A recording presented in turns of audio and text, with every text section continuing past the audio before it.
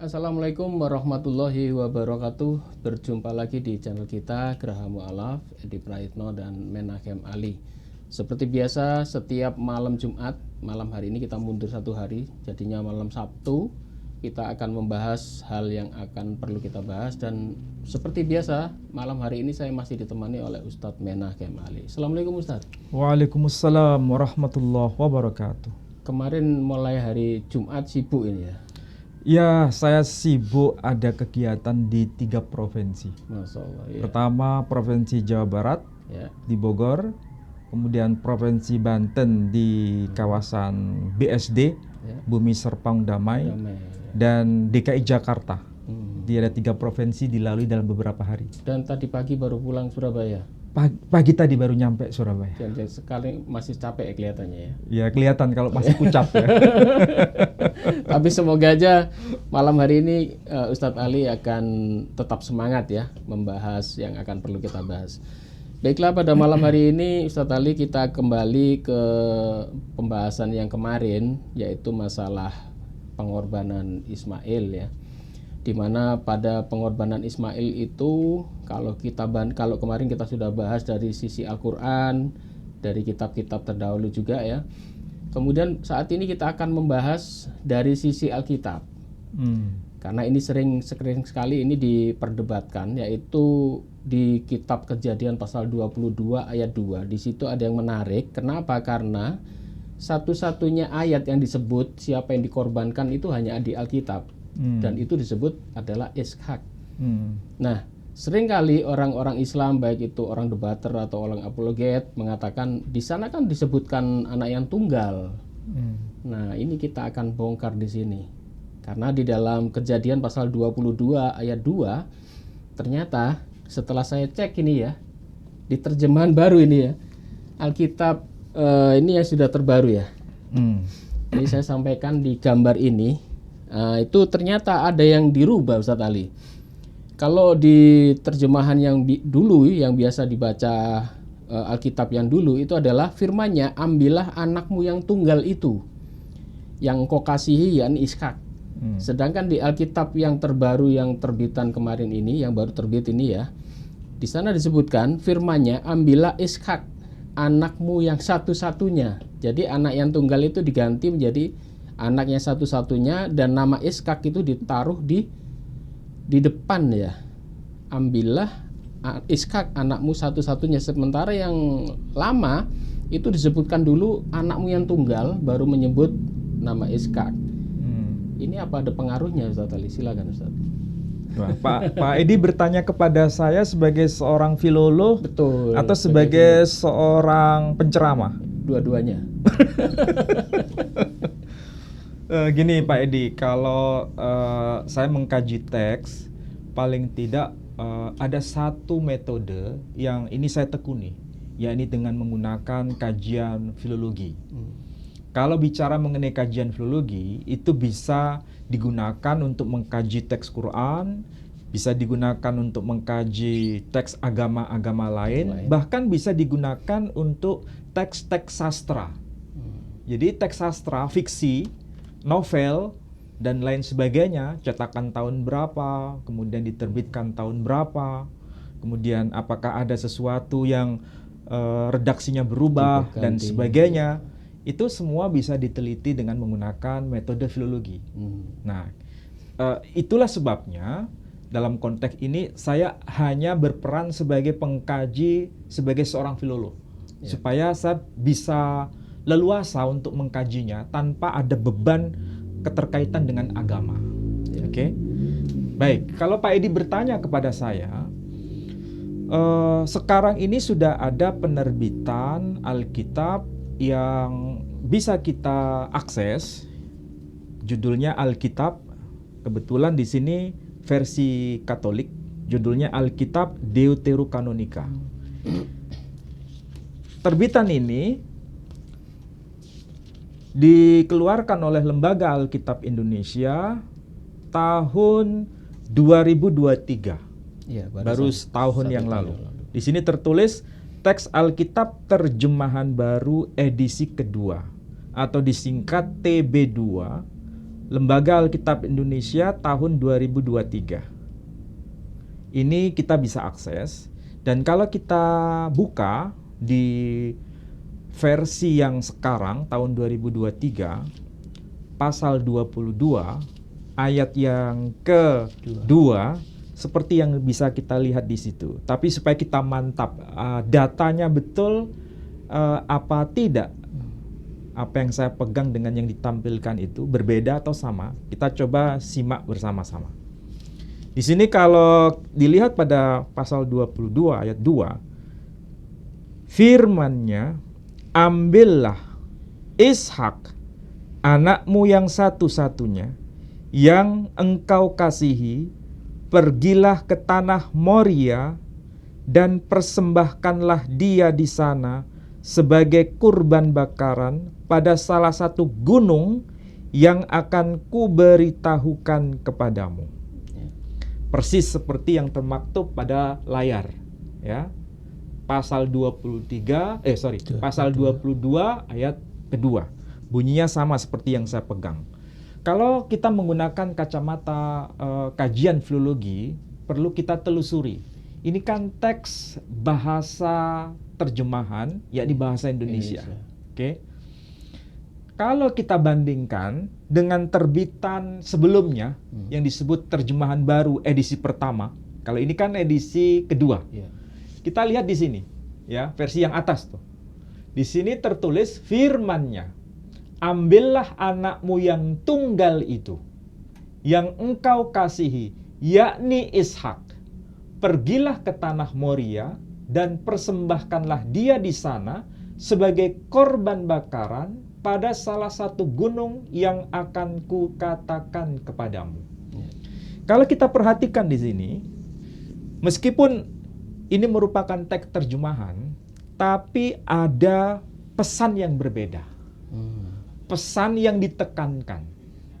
Pesan yang menjadi sorotan dalam dua teks terjemahan tersebut. Kalau versi TB2 atau terjemahan baru edisi kedua, yang ditekankan adalah nama sang tokoh yang akan dikurbankan. Ditaruh depan bukan gitu ya? Status sang tokohnya, tapi nama sang tokoh yang akan dikurbankan, baru kemudian ditegaskan statusnya. Sedangkan terjemahan yang sebelumnya, yakni TB1, terjemahan baru versi pertama, yang ditekankan adalah status sang tokoh, baru kemudian nama sang tokoh. Ya. Apa ada perbedaan? Apakah ini berbeda? Iya. Nah, misalnya begini. Sebelum kita bahas, kita ambil contoh versi teks Quran. Di dalam teks Quran, itu ada ayat yang berbunyi begini dalam surah Ibrahim, surah ke-14 ayat 39. Alhamdulillahilladzi wahabali 'alal kibari Ismaila wa Ishaqa, inna rabbi lasami'ud du'a. Segala puji bagi Allah yang menganugerahkan kepadaku di masa yang sangat tua, yakni Ismail dan Ishak. Sesungguhnya Tuhanku maha mendengar atas doa yang dipanjatkan. Di situ ditegaskan ada dua nama tokoh. Yang pertama Ismail, yang kedua Ishak.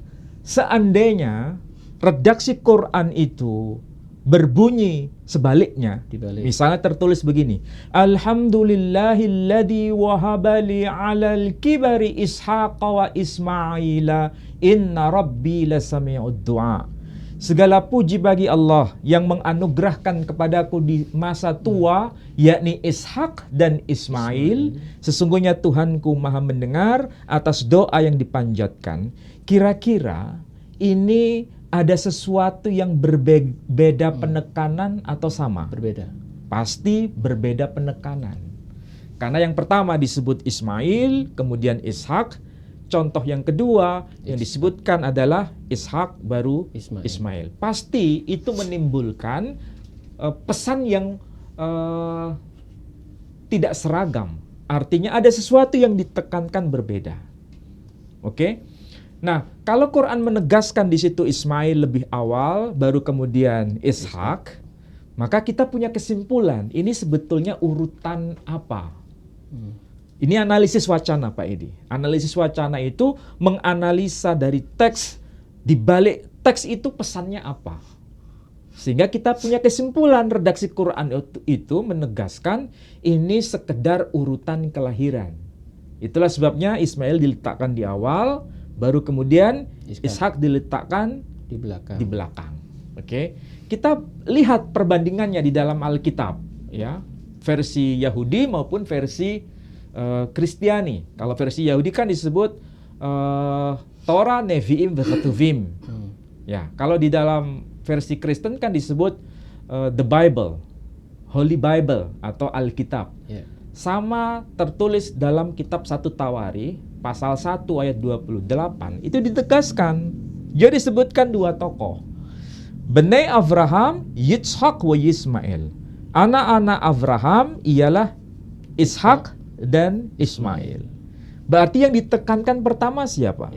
Ishak, baru kemudian Ismail. Pertanyaannya, kenapa yang ditekankan Ishak, baru kemudian Ismail? Bukankah Ishak itu anak yang kedua? Ketika Abraham usia 100 tahun.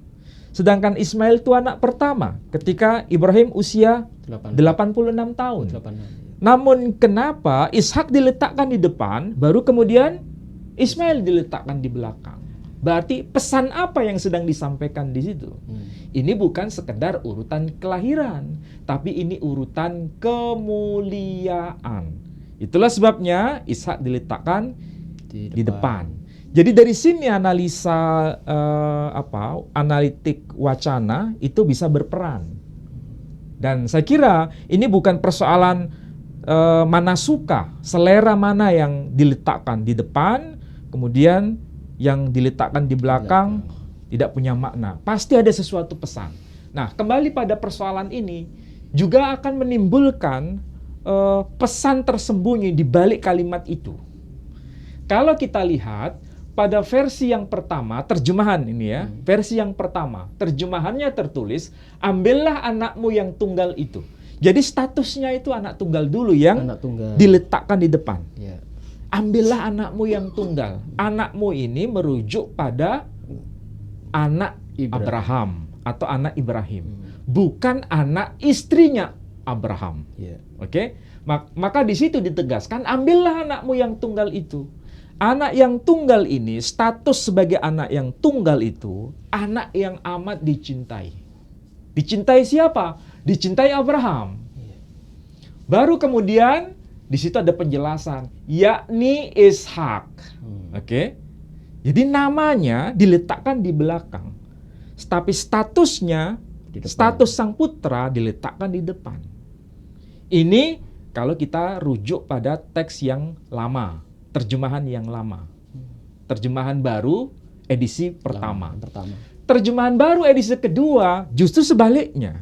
Yang ditekankan bukan statusnya sang putra, tetapi yang ditekankan adalah nama sang putra. Makanya di sini tertulis firman-Nya, ambillah Ishak. Jadi sudah tegas di situ. Memang yang harus diambil adalah Ishak.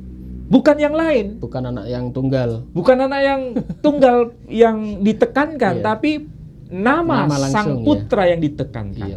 Ambillah Ishak. Baru kemudian penjelasan. Anakmu. Siapa itu Ishak? Anakmu yang satu-satunya. Iya, satu-satunya dari ibu. Berarti ini merujuk pada anak dari istrimu. Istri. Ya. Kalau yang versi terjemahan edisi pertama, anakmu sebagai seorang ayah. Yang tunggal. Tapi kalau versi yang terbaru, anak dari istrimu. Satu-satunya dari Sarah. Itulah yang ditekankan. Karena disebutkan Ishak. Karena Ishak itu kan lahir dari istri yang bernama Sarah. Makanya disebutkan, ambillah Ishak. Kan disebutkan Ishak berarti, oh ini pasti anak dari istri yang bernama Sarah. Bukan anak dari istri yang lain. Ini penekanannya. Soalnya kalau yang pertama, kalau tunggal masih 50-50. Tunggal ini siapa? Atau tunggal ini berarti tidak ada yang lain. Kemudian kecuali merujuk pada anakmu sebagai seorang ayah. Iya kan?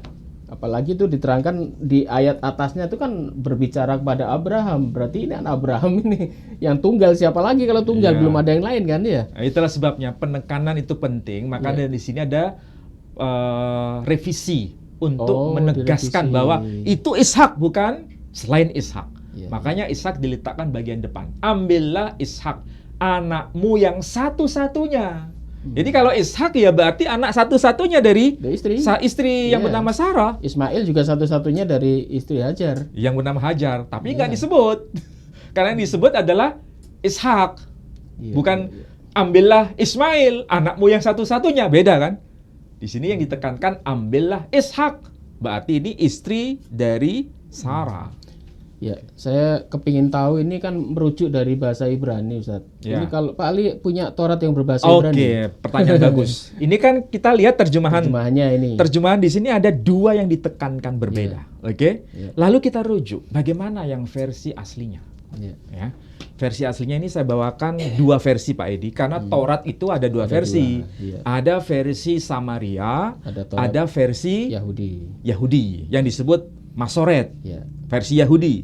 Kalau yang Samaritan disebut the Samaritan text atau the Samaritan Torah. Makanya di sini disebutkan the Torah, Jewish and Samaritan version compare. Artinya kitab Torah versi Yahudi dan versi Samaria. Ini dua versi ini dibandingkan. Makanya dalam versi bahasa Ibrani disebutkan Hatorah Girsa Yehudit we Girsa Somronit Behasuva. Arti harfiahnya Hatorah, kitab Torah, Girsa Yehudit, versi Yahudi, the Girsa Somronit, dan versi dari Samaria Behasuva dibandingkan atau dalam perbandingan. Oke. Kita lihat yang pasal 22 ya. Pasal 22. Pasal 22. Ayat yang keberapa Pak Edi? 2. Ayat yang kedua. Nah, di sini disebutkan. Oke, di sini disebutkan. Wa yomer kahna et binha et ikhidha asher akhafta et yitzhak. Nah, kalau begitu, teks redaksi bahasa Ibraninya lebih dekat yang versi terjemahan Pertama. edisi pertama atau edisi kedua. Pertama. Edisi pertama, karena di sini disebutkan Weyomer dan firmannya. Kahna et binha, ambillah putramu, et yichideha, yang satu-satunya atau yang tunggal itu. tunggal. Berarti sama kan? Ya. Asher ahafta, yang amat engkau cintai. Et Yitzhak, yakni Ishak. Namanya di belakang ya. Jadi namanya di belakang. Jadi versi Yahudi menegaskan demikian. Ya. Berarti yang lebih tepat sebetulnya masih Terjemahan edisi yang atas pertama. Itu ya pertama ya. Karena yang ditekankan adalah putra satu-satunya, satu-satunya statusnya. dulu, iya. Baru kemudian disebut Nama. sang putra. Kita bandingkan dengan versi yang Samaria. Di sini versi Samaria juga menegaskan demikian. Weyemer kahna et binha et yichideha. Nah, dan dia berfirman, kahna, ambillah, et binha, putramu, et yichideha, yang satu-satunya itu, asher ahafta, yang amat engkau cintai. Ahafta. Kalau bahasa Arabnya itu mirip kan? Tuhibbuhu. Tuhibbuhu, di sini ahafta, artinya yang engkau cintai. Et Yitzhak, yakni Ishak. Sama berarti. Jadi antara versi Yahudi dengan versi Samaria sama ya. menegaskan status sang putra diletakkan di awal, baru kemudian nama sang putra Di belakang. diletakkan di belakang. Ya. Karena kita tahu antara orang Yahudi dengan orang Samaria itu sama-sama Bani Israel. Ya. Yang versi Samaria itu wilayah kerajaan Israel Utara, Selatan. sedangkan yang versi Yahudi kerajaan Israel Selatan. Tapi sama-sama merujuk pada kitab Torah. Ya. Tapi Torahnya menegaskan sang putra itu bernama Ishak, jadi wajar. Ya. Karena keturunan Ya, Ishak itu Ishak. kan Nabi Yakub. Ya. Nabi Yakub nama lainnya Israel. Maka keturunannya disebut Bani Israel. Tapi di sini ada perbedaan. Perbedaan apa? Perbedaan lokasi tempat di mana Dikorbankan. Ishak dikorbankan. Oh. Kalau kita lihat yang versi terjemahan di situ, Iya. ditegaskan ke tanah Moria. Iya. Ya kan? Ada kan? Mm-mm. Yang atas juga Yang Moria. atas juga sama itu. Moria. Ke tanah Moria. Iya. Yang edisi pertama. Edisi kedua juga sama, ke Moria. tanah Moria. Perhatikan di sini. Di sini ditegaskan dua tempat yang berbeda. Oh, Yahudi sama Samaria. Kalau versi Yahudi di sini ditegaskan et ha, di sini kalau ini versi ini ya, versi Yahudi betul. Yahudi. Et hamoreh, disebutkan et hamoreh. Iya. Di sini disebutkan et hamoria. Jadi yang Amoreh. satu Moria, yang satu More. More. Maksudnya versi Yahudi disebut Hamoria, Hmm. versi Samaria Hamore. Berarti sama atau beda? Hamora sama Hamore sama Moria sama atau beda? Secara bahasa secara bahasa beda. beda. Ya, lokasinya Bukan dialek yang beda ya. bukan. Kalau Pak Bambang Nursena mengatakan itu hanya Hanya dialek dialek. yang beda. Iya. Tapi lokasinya sama. Iya. Kira-kira kalau diberi jawaban seperti itu, kita menerima nggak itu alasan yang bisa dipertanggungjawabkan? Beda, bunyinya aja beda ya. jauh ya. Secara bunyi mungkin mirip, ya, Moreh, Moria. Secara bunyi mirip, tetapi bukan masalah bunyi ini. Ini masalah lokasi memang berbeda. Oh, dua gunung itu beda alamatnya. Dua kawasan yang berbeda. Kalau Moria, Hamoria itu kawasan letaknya di selatan, Palestina bagian selatan, yang kita kenal Yerusalem itu. Iya. Sedangkan kalau Hamoreh itu letaknya di Nablus, Di utara. di utara, Palestina bagian utara. Makanya kiblat sembahyang orang Yahudi dengan kiblat sembahyang orang Samaria itu letaknya berbeda. Hmm. Dan sama-sama mengklaim, menurut Yahudi disitulah dulu Abraham menyembelih putranya. Di tanah Moria, di bukit Moria. Bagi Yahudi. Sedangkan orang Samaria tidak. Abraham menyembelih putranya itu di tanah Moreh, Hamoreh. Letaknya di kawasan Palestina bagian utara. Yang di kawasan Nablus itu. Jadi itu bukan sekedar kiblat, tapi memang itu ada kaitannya dengan latar belakang. Kenapa kiblat itu menjadi suci? Karena ada peristiwa kurban ini. Jadi orang Yahudi sama Samaria itu Kiblatnya berbeda. kalau Samaria menghadap ke Ya kalau Samaria ya ke arah Gunung Gerizim. Sedangkan orang Yahudi ke arah Gunung Yerusalem. kalau pakai barat utara gitu, kalau di Gerizim tuh menghadap ke Lah kalau Gerizim ya letaknya di bagian utara atau Pak Edi? menghadap utara. Bukan. Kalau Mekah itu, kalau kita di sini ya menghadap ke barat. Dilihat dari orang Samaria. Oh, maksudnya orang Orang Yahudi. sama Orang Yahudi Yahudi. Samaria. Berarti lokasi Gerizim di mana? Di utara. Berarti dia kiblatnya ke utara. Utara. Tapi kalau orang Samaria itu melihat melihat Yerusalem ke arah selatan. Jadi ini kawasan yang berbeda. Memang kawasannya berbeda. Berbeda, bukan soal dialek. Nah, masalahnya kenapa di sini tertulis Hamoreh, sedangkan yang di Samaria disebut Hamoreh ya, sedangkan di versi Yahudi Hamoria. Kenapa berbeda? Dan kapan itu perbedaan muncul? Kita cek yang versi Septuaginta, Pak Edi. Di Taurat Septuaginta. Ya, Taurat versi Septuaginta. Kita lihat di sini. Taurat versi terjemahan versi Yunani ya. Ini kan abad ke-5 sebelum Masehi. Ya. Di sini ditegaskan tidak disebutkan nama tempat, Pak Edi. Bahkan di sini dikatakan kai epe labeton huion soton agapeton. Maksudnya ambillah putramu yang engkau cintai.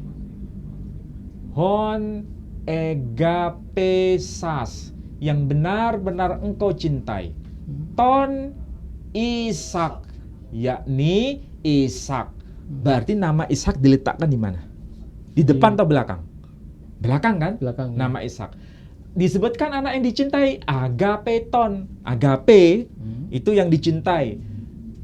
Egapesas, yang benar-benar dicintai. Yang tunggalnya disebut di mana? Di sini ditunggal, kata tunggal nggak muncul Pak ini.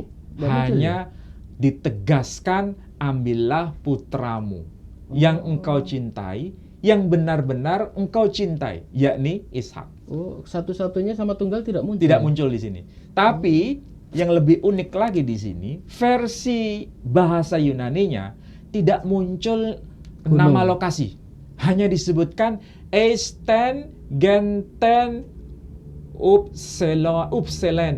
Maksudnya tanah atau kawasan yang tinggi. Bukit gitu ya. Bukit yang tinggi. Tapi atau tidak tanah disebut yang ya? tinggi. Tidak disebut ya. Nggak disebutkan Moreh, nggak disebutkan Moria. Berarti kalau kita lihat versi yang lama tuh, versi yang bahasa Yunani, nggak ada penyebutan nama lokasi. Padahal ini kan ambilnya juga dari kitab Ibrani ya. Nah, masalahnya begini, versi yang Ibrani yang kita punya, yang sampai kepada kita, itu kan yang paling tua adalah abad ke-9. Oh, abad 9. 9 Masehi. Sementara ini? Ini abad ke-5. Oh, lebih dulu ini. Sebelum Masehi. Ini dokumen yang paling lama, tidak menyebut nama lokasi. Sedangkan bahasa Ibraninya yang paling tua itu justru abad ke-9 Masehi. Abad 9. Kalau abad ke-9 Masehi, Islam sudah datang atau belum? Sudah ada berarti. Sudah ada kan? Berarti Nah, lebih dulu ini ya. Justru yang lama ini sebelum era pra-Masehi, tidak disebutkan nama kawasannya. Kalau kita bandingkan dengan manuskrip Dead Sea Scroll, tahu manuskrip Dead Sea Scroll? Yang ditemukan naskah-naskah Laut Mati. Laut Mati. Oke. Malah tidak disebutkan siapa yang dikorbankan itu namanya. Oh, tidak disebutkan. Juga tidak disebutkan di mana lokasi pengorbanan sang putra itu. Ini kan The Dead Sea Scroll Bible. Artinya manuskrip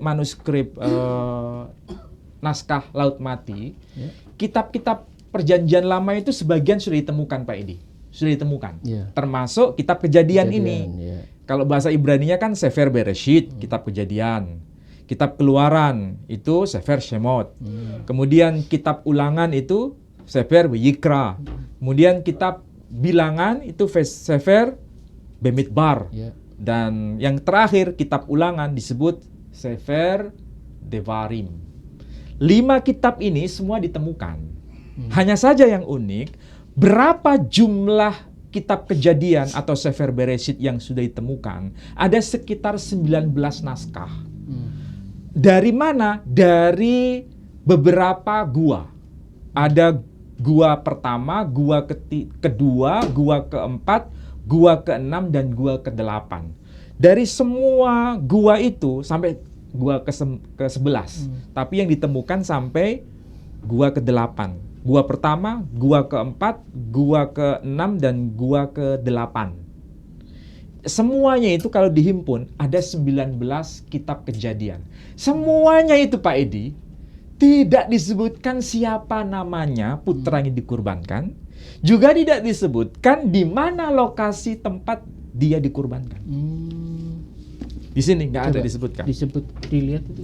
Hanya tercantum kalau di cross check ya, itu hanya tercantum ayat 13, ayat 14, ayat 15. Oh, ayat 1 nggak ada. Ayat 1, 2, 3, 4, 5, 6, 7, 8, 9, 10, 11, 12 tidak ada. Berarti langsung pada apa itu?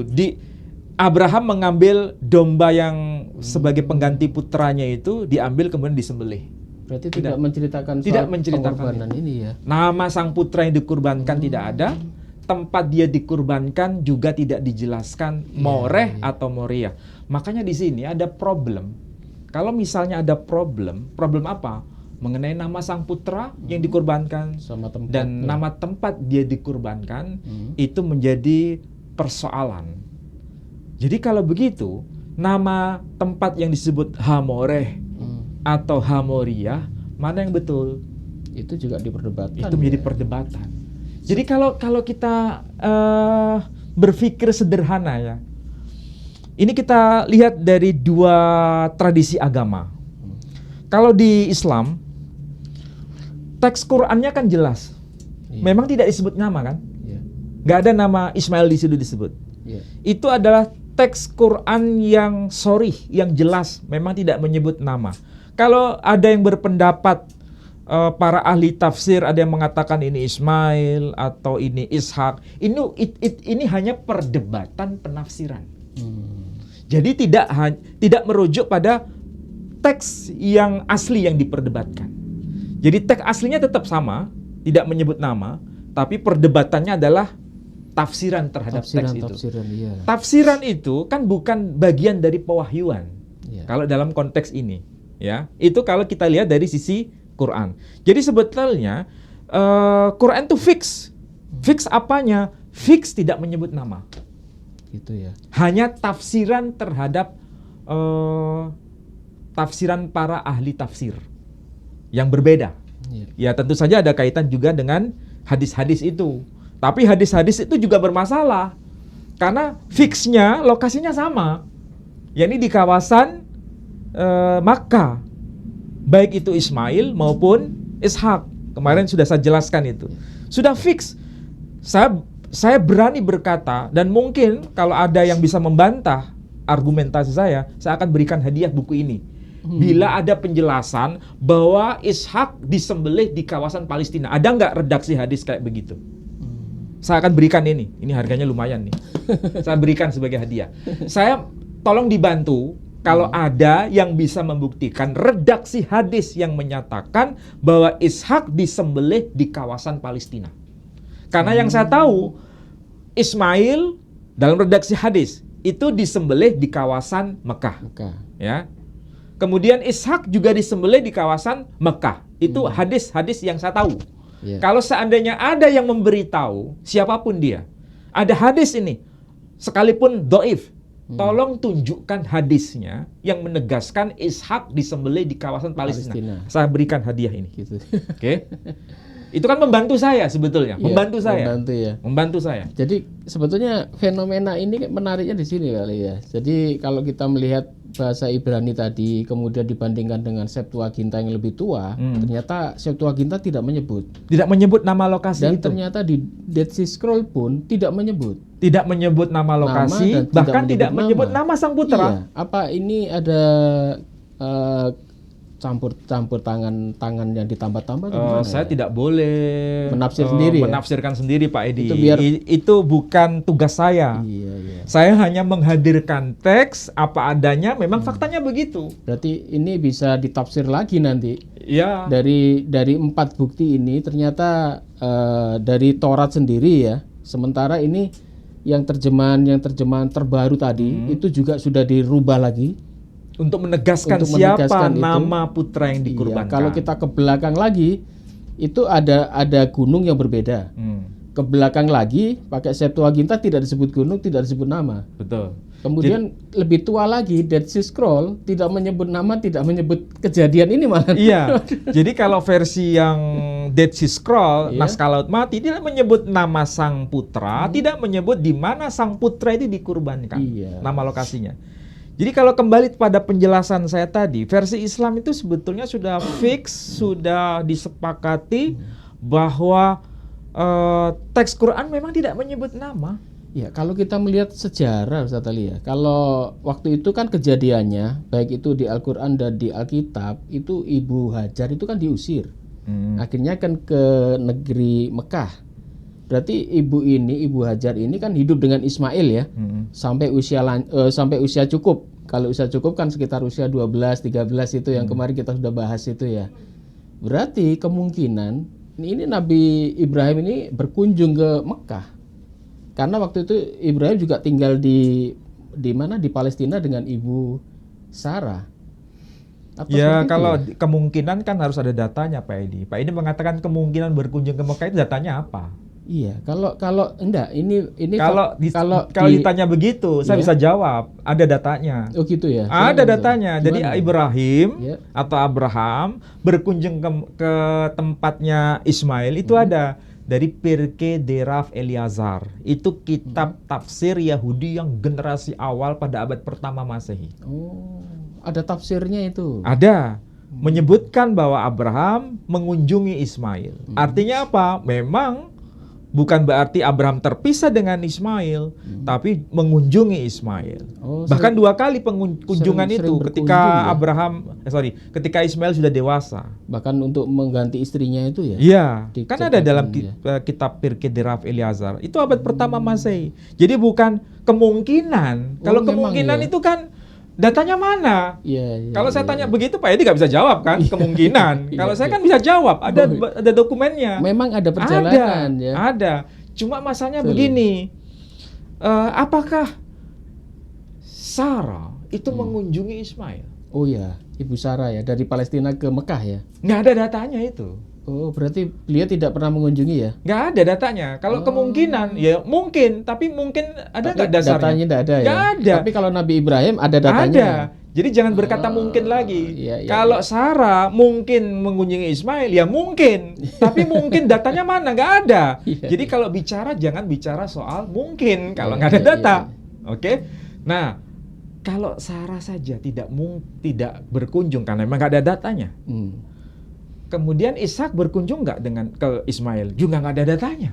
Tapi kalau waktu Nabi Ibrahim meninggal, kedua anak itu bertemu, berarti saling kunjung gitu? Ya, berarti Ismail berkunjung ke Palestina.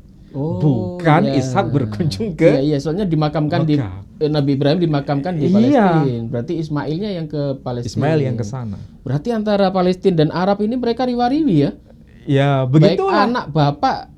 Tetapi ada kapan hari itu beberapa orang mengatakan mustahil Nabi Ibrahim berkunjung ke Mekah, jaraknya jauh katanya. Padahal ini cerita anak bapak ini bolak-balik ke Mekah Palestina ini. Itulah sebabnya datanya kan sudah ada Pirkei de Rav Eliazar. Abraham dari Babilonia, Irak ke tanah Palestina. Itu Iya, berapa kilometer jaraknya, itu? iya. Tapi bisa nggak? Bukan mustahil, faktanya ada. Iya. Bahkan Abraham sampai ke Mesir. Iya. Ke Mesir itu berapa jaraknya? Kilometer. Kalau dari Mesir sampai ke kawasan Babilonia saja, itu bisa dilakukan. Sangat mustahil bila Ibrahim tidak sampai ke Mekah. Apalagi dulu pernah kita bahas si putri dari selatan itu ya. Siapa itu yang Ini Ratu Sheba, Ratu Selatan. Jaraknya tambah jauh lagi. Iya, antara dari Yaman sampai ke Palestina itu Yang bisa. pucuk itu. Iya. Bagaimana mungkin Abraham tidak bisa? Yaman ya. Padahal kalau kita lihat peta sekarang Yaman ke Palestina berapa kilo itu naik pesawat itu ya. Nah, makanya tadi saya katakan kalau di Islam itu sudah fix tidak ada perselisihan. Memang tidak disebutkan nama di situ. Oke. Tetapi perbedaan itu hanya tataran tafsir. Ya. Yang menjadi persoalan besar dalam tradisi Yahudi dan Kristen itu bukan persoalan tafsir Pak Edi, tapi persoalan teksnya. Iya, teksnya Bukan tafsir. Teksnya berbeda. Teksnya beda. itu Iya. lokasi tempat pengorbanan itu berbeda. Sangat berbeda. Jadi itu bukan tafsir lagi. Sudah fix memang menyebutkan Ishak. Tapi tidak fix menyebutkan di mana letak lokasi kurban itu. Iya. Itu bukan tafsir lagi. Yang teks Torah satu menyebut Moreh, Taurat yang satunya lagi menyebut Moria. Jadi keduanya tidak bisa dikompromikan. Dan itu dibuktikan lagi dengan arah kiblatnya antara orang Yahudi dengan orang Samaria itu. Nah, itulah mereka sebabnya menghadap kiblat yang beda-beda ya. antara kiblat yang satu dengan yang lain karena tempat pengorbanan itu berbeda. Jadi kalau begitu, yang punya masalah besar itu yang Muslim atau yang Yahudi atau Kristiani? Ya ini ya masalah mereka ini. Ya, jadi sebetulnya kita biasa-biasa aja mengenai siapa yang dikorbankan, mau Ismail, mau Ishak, itu kan perdebatan mengenai tafsirnya, bukan teks aslinya. Sebentar Ustaz, itu soal kiblat ya. Orang Yahudi itu kan menghadap ke kiblatnya istananya Nabi Sulaiman yang sekarang ada tembok ratapan itu ya. Apakah orang Samaria nggak ke sana? Enggak. Oh, sampai Jadi sekarang? nggak diakui. Sampai sekarang? Sampai sekarang. Oh. Jadi orang Samaria itu tidak mengakui itu sebagai kiblat karena itu bagi orang Samaria itu bukan sesuatu yang suci. Oh, gitu. Bagi orang Samaria ada di Nablus itu. Padahal kan ada ibadah haji itu ya, yang naik ke Palestina tiap tahun itu berarti orang Samaria nggak ke sana? Nggak ke sana, hanya ke Nablus itu. Iya. Tapi mereka sama-sama ke bukit ya? Iya, sama-sama ke bukit itu, ya? sama-sama berhaji, tapi hajinya tempatnya lokasi berbeda. Sampai hari ini? Sampai hari ini. Oh.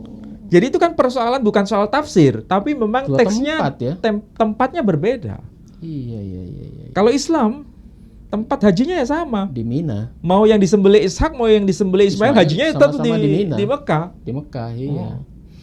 Berarti memang kalau di Mekah, kalau Ishak ya memang agak kecil kemungkinan. Kalau Ismail kan memang Ismail tinggal di situ ya. Nah, itulah sebabnya kemudian ada kritik dalam hadis. Kalau disembelih itu Ishak, apa mungkin Ishak ada Tinggal di situ? Di Mekah. Iya, karena tidak ada tadi dokumen Ishak berkunjung ke Mekah tidak ditemukan ya. Iya. Kalau Ismail berkunjung ke Palestina Ada dokumennya. Waktu Nabi Ibrahim meninggal itu mereka bertemu dua anak ini menguburkan bapaknya. Dulu komunikasinya pakai apa? Jaraknya segitu ya? Mungkin pakai handphone banget. Ini bapak sakit ini, bapak meninggal. Jaraknya ratusan kilo itu. Ya biasanya ada utusan.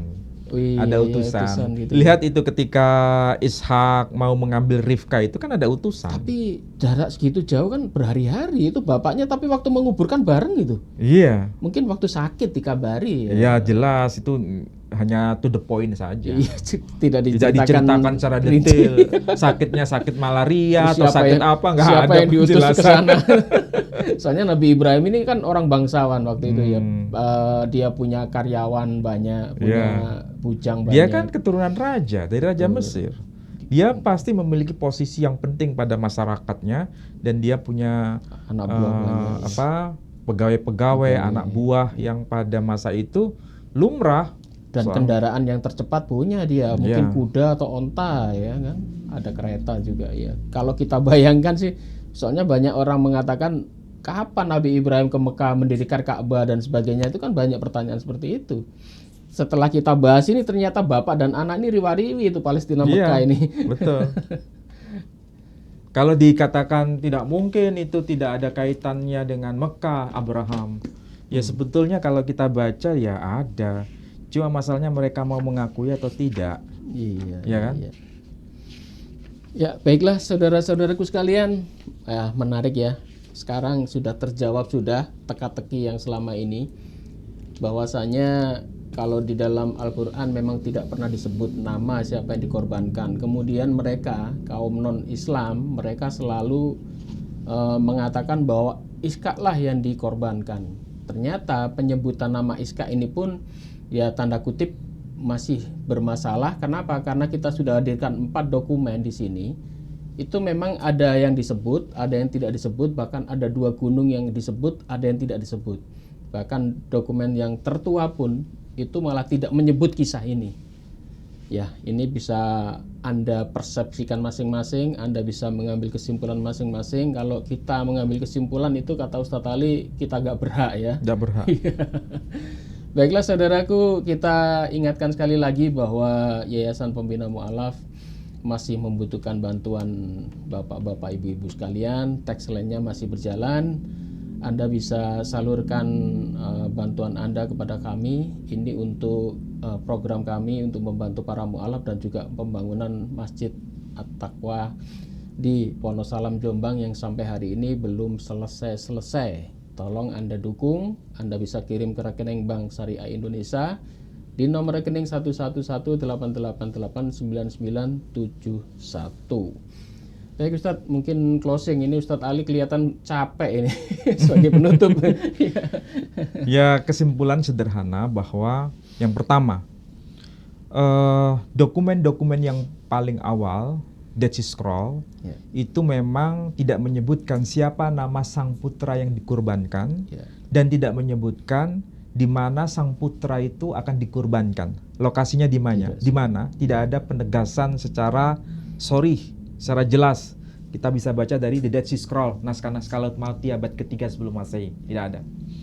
Kemudian kalau kita bandingkan dengan terjemahan Alkitab yang versi yang lama, maksudnya bahasa Yunani abad kelima sebelum Masehi, juga tidak ditegaskan lokasi tempat kurban sang putra itu di mana.